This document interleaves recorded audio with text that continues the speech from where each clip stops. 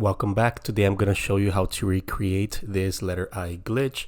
Go ahead and type out your letter I using your favorite font. Go ahead and right click it to create outlines. Go ahead and hold shift as you scale up. Go to Pathfinder and join. Now go ahead and switch the color to something else just for now. And in this video I'm going to use this texture pack that I bought on Creative Market. There's a link down below, or you can just find some textures on your own. Now go ahead and flip over your texture so it fits the whole letter I. Go to Windows, Links, and you want to make sure that this image is embedded, not just linked. And go to your symbols panel and drag your image in there. Give it a name, and you can go ahead and get rid of that as we won't be needing it for now. Go up to Effect 3D and click on Extrude and Bevel options. Quick side note, on the new versions of Illustrator, to get to this option, it's a little bit different. I'll put a clip at the end of the video. But you can go ahead and start messing with this as you like, or you can kind of use the same dimensions and settings that I did here. As you can see, I'm just messing around.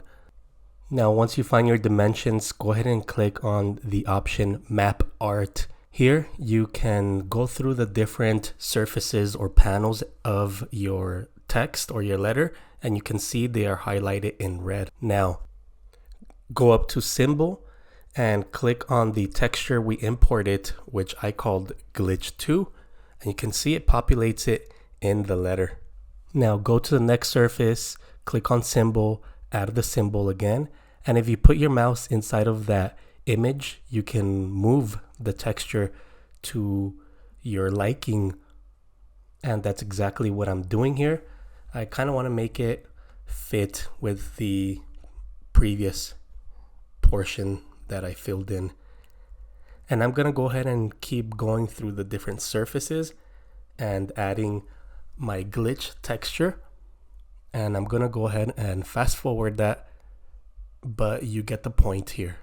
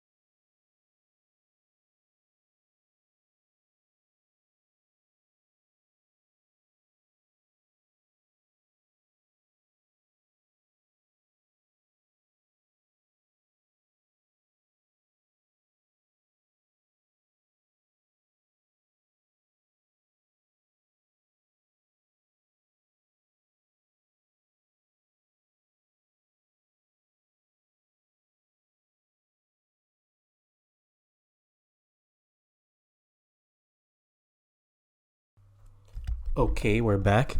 And what you want to do now is get out of that 3D menu. Go ahead and select one part of your letter that is not filled in with text and go up to Select, Same, and Fill Color. That way you can select all of that.